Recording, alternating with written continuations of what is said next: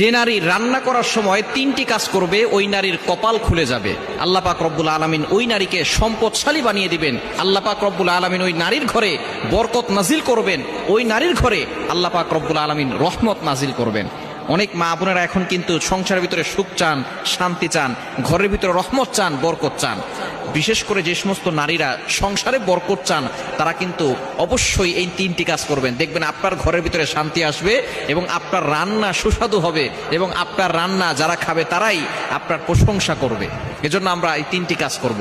Number one, এক number হচ্ছে আপনি যখনই রান্নাঘরে প্রবেশ করবেন তখন আপনি সালাম দিবেন। মনে রাখবেন রান্নাঘরে কিন্তু চুলা আছে।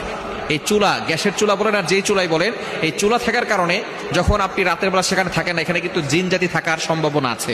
এই জন্য যখনই আপনি রান্নাঘরে ঢুকবেন তখনই সর্বপ্রথম এক নাম্বার কাজ করবেন, সালাম দিবেন, আসসালামু আলাইকুম ওয়া রাহমাতুল্লাহ। কেউ থাকুক আর না থাকুক, ঘরে যখনই প্রবেশ করবেন, যদি ঘরে কেউ নাও থাকে তারপরে সালাম দিবেন, কারণ ঘরের ভিতরে অনেক সময় শয়তান থাকে। আপনার সালাম দেওয়ার কারণে সেই শয়তান সেখান থেকে বের হয়ে যাবে। শয়তান আপনার ঘরের ভিতরে আর বসবাস করতে পারবে না, সেখান থেকে শয়তান বের হয়ে যাবে। আল্লাহ পাক রব্বুল আলামিন নিজে বলে দিয়েছেন, কোরআন খুলেন, আল্লাহ পাক রব্বুল আলামিন বলছেন 18 নম্বর পারা 17 নম্বর পৃষ্ঠার 13, 14, 15 নম্বর লাইন, সূরাতুন নূরের 61, 61 নম্বর আয়াতে রব্বুল আলামিন বলেন, ফাইদা দাখালতুম বুয়ুতান ফাসাল্লিমু আলা আনফুসিকুম তাহিয়াতাম মিন ইনদিল্লাহি মুবারাকাতান তাইয়্যিবা। যেই ঘরে ঢোকার সময় কোনো ব্যক্তি যদি সালাম দেয়, আল্লাহ পাক রব্বুল আলামিন ওই ঘরের ভিতরে বরকত নাজিল করেন। আল্লাহ পাক রব্বুল আলামিন পবিত্র রিজিক সেখানে দান করেন।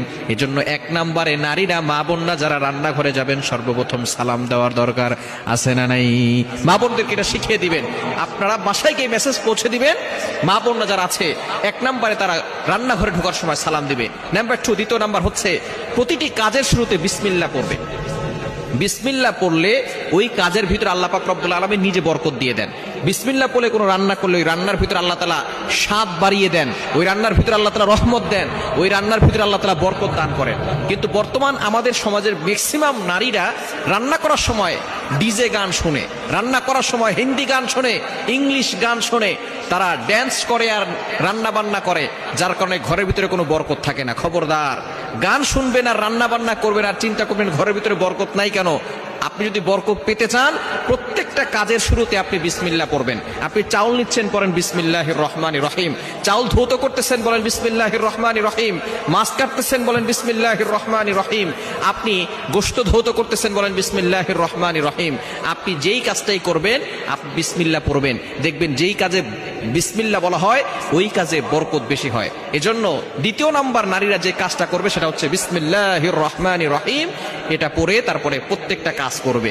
আল্লাহ তাআলা এই ঘরের ভিতরে বরকত দিবেন, খাবারে বরকত দিবেন এবং খাবারের স্বাদ আল্লাহ তাআলা বাড়িয়ে দিবেন। 3 নাম্বার কাজ হচ্ছে বেশি বেশি করে দুরূদ শরীফ পাঠ করবেন। দুরূদ শরীফ পড়লে আল্লাহ বিপদ থেকে হেফাজত করেন, ওই ঘরের ভিতরে আল্লাহ পাক রব্বুল আলামিন বরকত নাজিল করেন।